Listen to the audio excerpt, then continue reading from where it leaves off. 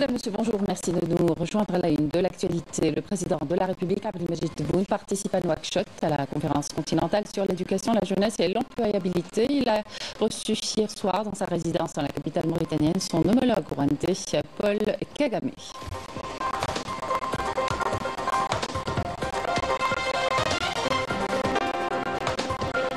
Le président de la République présente ses condoléances suite au décès de l'artiste Abdelkader El Khaldi, une des icônes de la chanson bédouine au riche parcours artistique authentique. Alors que la bande de Raza est en proie à un nettoyage ethnique, le Marsan ouvre ses portes pour accueillir des navires chargés d'armes destinées à l'entité sioniste.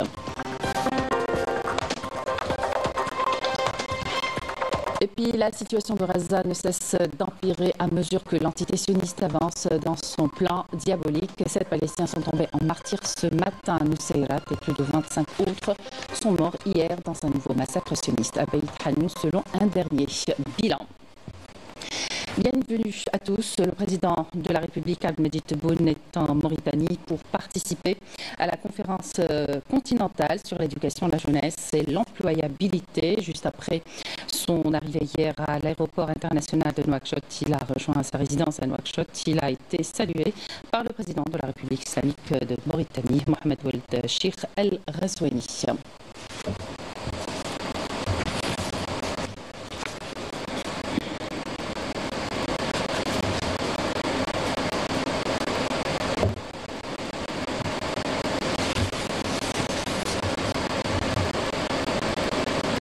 Le président de la République, Abdelmajid Tebboune, a reçu hier soir dans sa résidence à la capitale mauritanienne Nouakchott son homologue, le président de la République du Rwanda, Paul Kagame. À cette occasion, le président de la République a eu un entretien en tête-à-tête avec son homologue rwandais.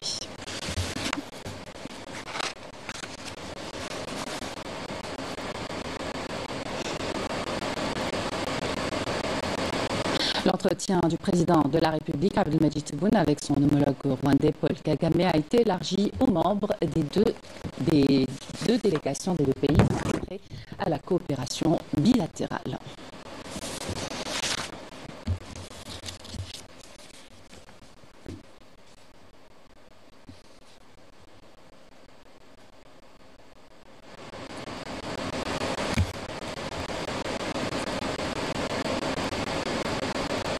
Les relations entre l'Algérie et la Mauritanie se renforcent de plus en plus depuis quelque temps, ouvrant la voie à davantage d'échanges commerciaux grâce notamment au poste frontalier Moustapha Ben Boulaïd. Plus de détails avec Walid Yousfi.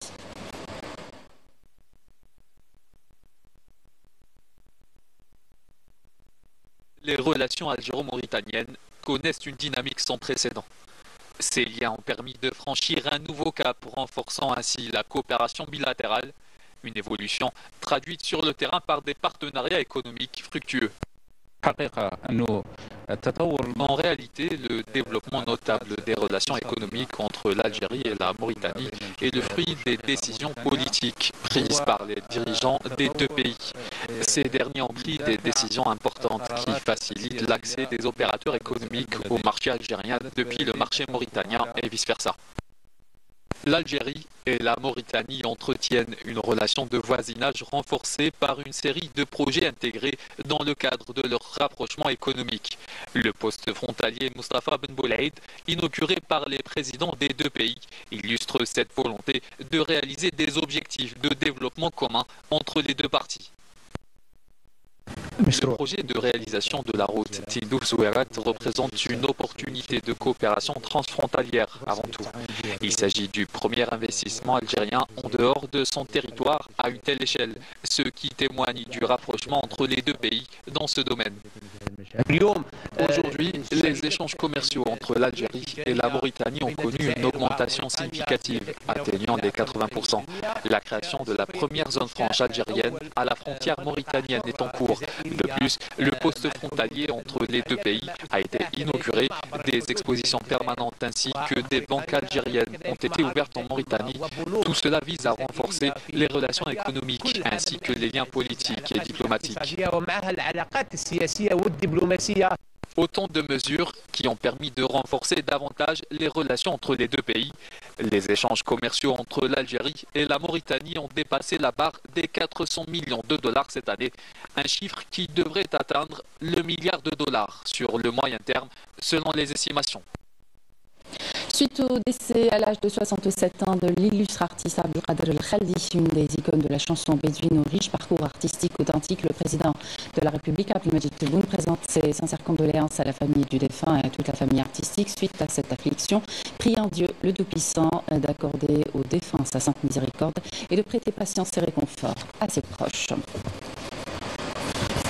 Le football algérien est en deuil. L'ancien sélectionneur national et entraîneur de la JSK, Mahidine Khalef, s'est éteint ce mardi à l'âge de 80 ans. Mahidine Khalef est connu pour son passage à la Coupe du Monde de football 1982 en Espagne en tant que co-sélectionneur de l'équipe d'Algérie de football en compagnie de Rachid Makhloufi, décédé il y a quelques semaines.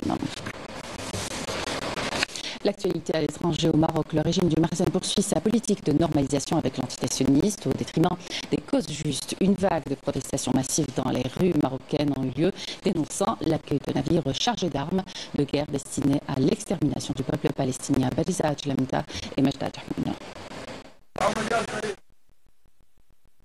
Alors que la bande de Gaza est en proie à un nettoyage ethnique et des attaques dévastatrices marquées par des scènes de destruction massive, le Makhzen fait face à une vague d'indignation sans précédent. En cause, l'ouverture de ports marocains, notamment celui de Tanger, pour accueillir des navires chargés d'armes qualifiées de dangereuses et d'interdites par les conventions internationales. Ces armes sont destinées à l'entité sioniste accusée par l'ONU de perpétrer des crimes contre l'humanité. Cette situation a enflammé les rues marocaines. Des manifestations massives menées par des associations et des collectifs citoyens dénonçant une normalisation qualifiée d'humiliante. L'utilisation de ces ports pour transférer des armes en pleine tragédie humaine à Gaza est comme une participation au cycle de violence visant les civils. Alors que l'ONU appelle à un cessez-le-feu immédiat, les manifestants marocains très en colère réclament sans cesse l'arrêt des échanges militaires et la normalisation avec l'entité sioniste, cette machine de guerre qui ne connaît pas de limite. Le point de la situation à Gaza, à présent où 7 Palestiniens sont tombés en martyrs ce matin à Nusayrat. L'artillerie sioniste a visé également plusieurs régions de Beit Lahia, au nord de l'enclave palestinienne. Les quartiers de Batn al-Hawa et Kafr Malek à Ramallah ont été pris d'assaut par les forces sionistes qui ont également lancé des incursions au niveau de la ville de Azoun à Qaqliya.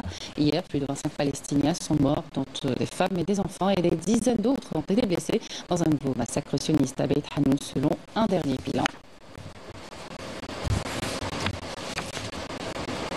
Retour en Algérie après une longue attente de la neige sur les hauteurs pour cette fin d'année. Elle recouvre enfin les sommets de Bouira et de la station climatique de Tikjda, culminant à plus de 1400 mètres d'altitude, redonnant à ce site touristique toute sa beauté et sa clarté. Les premiers flocons de neige ont commencé déjà à drainer de la foule vers la station climatique. Néanmoins, plusieurs routes sont coupées à la circulation au niveau des vilayas de Bouira et de Tizi Ouzou en raison de l'amoncellement de la neige. Alors soyez prudents. Voilà, on vous quitte sur ces images.